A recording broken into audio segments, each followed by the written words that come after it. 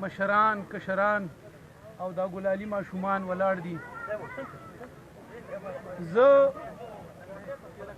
د صوبې یا د ملکي چې کوم دا حالات روان دي، کاغه ګرانی ده، کاغه د پیټرولو نرخ دی، کاغه د دینه مخکې د نااهل حکومتو او یا دا اوس موجوده حکومت چې دی او دا کم حالات روان دي، نو په دې زه خبره ځکه نه کوم چې دا خبرې زه خپل مشر ته پرېږدم چې هغه ستاسو مخې ته یې کېږدي چې بالخصوص په دې صوبه کې د پښتون سره څه کېږي، په دې ملک کې د غریب د مزدور سره څه کېږي. د یو انسان نه د دوو ټیمو روټۍ د خولې نه ویسته.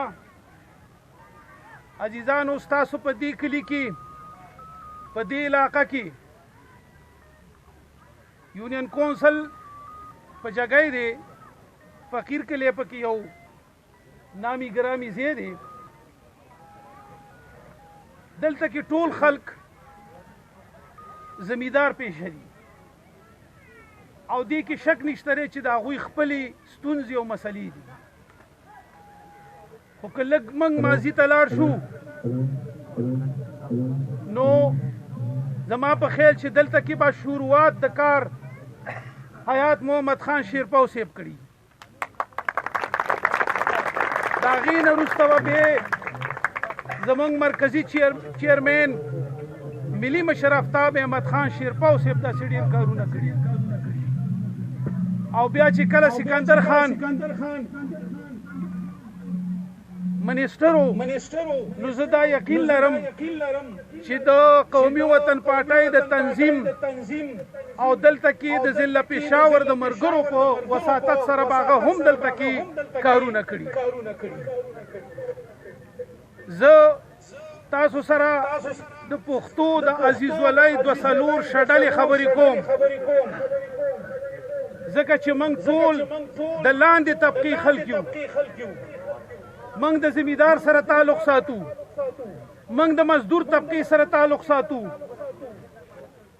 موږ د غریبې طبقې سره تعلق ساتو او موږ به خپل حق غواړو. او که څوک یې نه راکوي نو په دې هم پوهېږو چې د ګریوان نه به یې نیسو، خو خپل حق به ترې اخلو.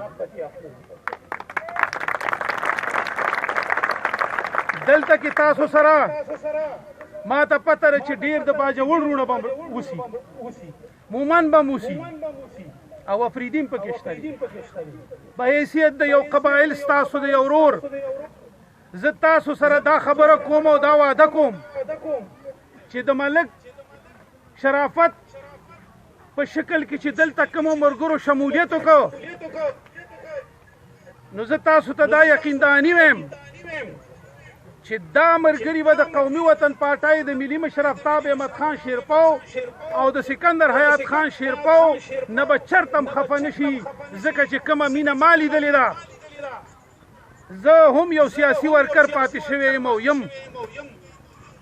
خو زه تاسو ته دا یقین در کوم چې کومه مینه او کوم خلوص او کوم عزت په قومي وطن پارټۍ کې دی، نو ګورې دا په نور ځای کې نشته دی.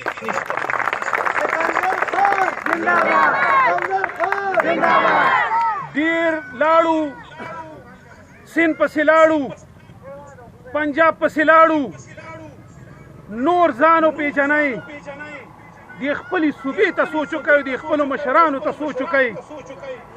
انشاءالله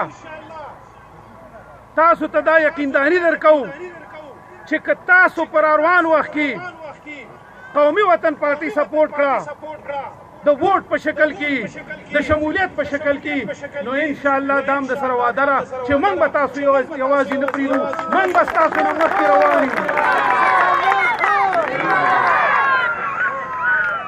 عزیزانو، وخت کم دی، زه خپل ټیم هم خپل مشر له ورکوم چې ستاسو د وړاندې دوه څلور خبرې وکړي. ډېره مننه، ډېره شکریه.